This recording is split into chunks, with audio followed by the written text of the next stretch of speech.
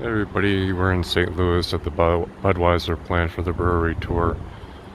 It takes about an hour and a quarter. And I think it's just a tour of the manufacturing process in the plant. And after that, we got a Christmas light show here, I believe. See inside. Well, they have 4 different tours here. We're going to take the Day Fresh tour.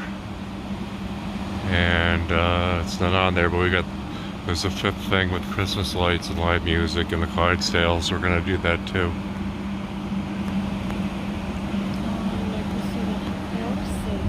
Yeah, me too.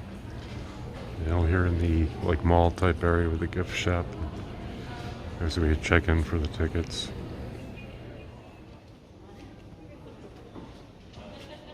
We're going to be your tour guides today. Not only are we sporting some fashionable yellow hats, these are also to help you find and stay. Each one of the largest 5.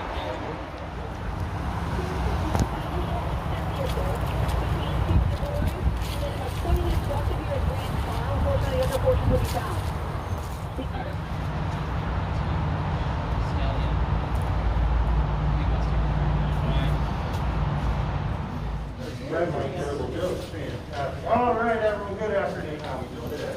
Good. First off, I want to welcome you to the table. My name is John, and I'm Draw your attention to the tavern, where you can see the collar, the harness hanging there. Those weigh about 130 pounds, and they're custom made for each horse for their duration and their life on the hitch team. Now remember, the horses are 2,000 pounds, so proportionally, it's not us carrying a backpack, basically. So those are, again, custom made for each horse. We've got some on the sides that have been retired as well. Here we are in the stables for the Clydesdales. Each of them have their name up above. Lager yeast is going to work best at 54 to 58 degrees. It's also, the yeast is going to be bottom fermenting, so lager yeast will sink all the way to the bottom. And so to prevent having just one big pile of yeast at the bottom of these tanks, we're going to put a 1.5 feet of these beechwood chips, which are going around, at the bottom of this tank. So it's going to come up to about that. They can take on one of these tanks. I heard a yes, and then some head shakes no, but so just to put it into perspective, the volume of this tank is about 3,600 barrels. That's the same as 7,200 kegs, which is the same as 1.2 million 12-ounce servings. So what it would take to drink that, I'm going to put you at a nice steady pace at 1 beer every hour on the hour. So a simple 24-pack a day, right? A light Sunday, no big deal. And you're just going to do that for 137 years. In the old brew house. Behind us, when you walk back out, we see some archways and stuff. And it brought in all the grains for the brewery. This building was the brewery, okay, in the beginning. So they started at the top and worked their way down. We're going to go to the 3rd floor and see several of those steps. But first, we're going to talk about what goes into making beer.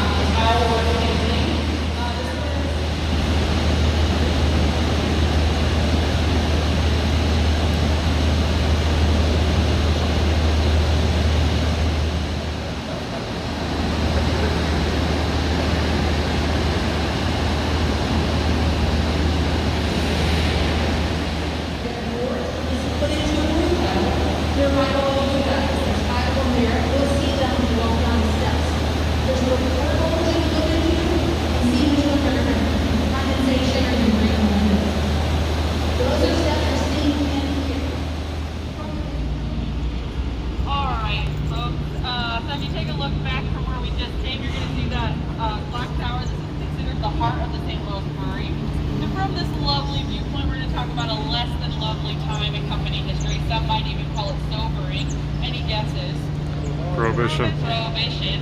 Boo. Right? So, by the 1920s, Anheuser-Busch was a pretty well-established company, and they wanted to keep all of their employees employed, so they pretty quickly shifted into a lot of other things. So they started putting their names on. That's right there. And what was Bebo? Huh? What was Bebo? Bebo is the name of the soft drink that was made during Oh, is it like a soda? Yep. Oh, okay.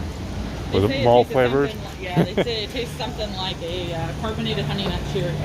Wow. Sounds kind of good. If you're from St. Louis, you see this in South St. Louis Tavern as well. So Vivo is the mascot for our non-alcoholic carbonated beverage.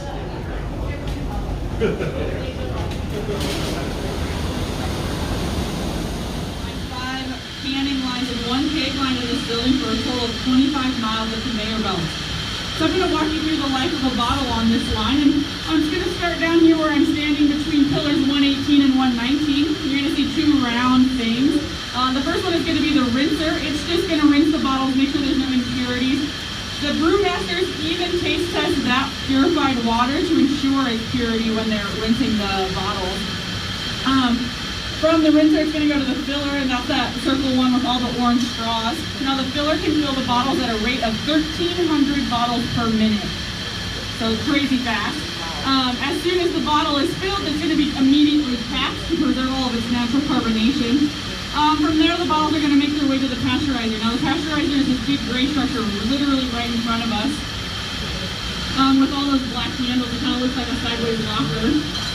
So all inside the pasteurizer is where we're going to put the bottles through a series of hot and cold showers. And that's going to kill off all the microbes.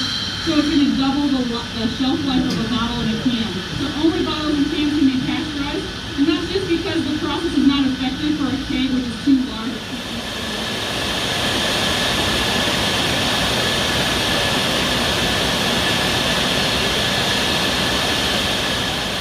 You got our free beers, baby. What you think of the tour? Oh, I love it. Loved it? Yep. I got a Bud Light. I wanted a Bud. Oh, I love Budweiser. It's gonna Have be to drink it wonderful. tonight after watching the tour.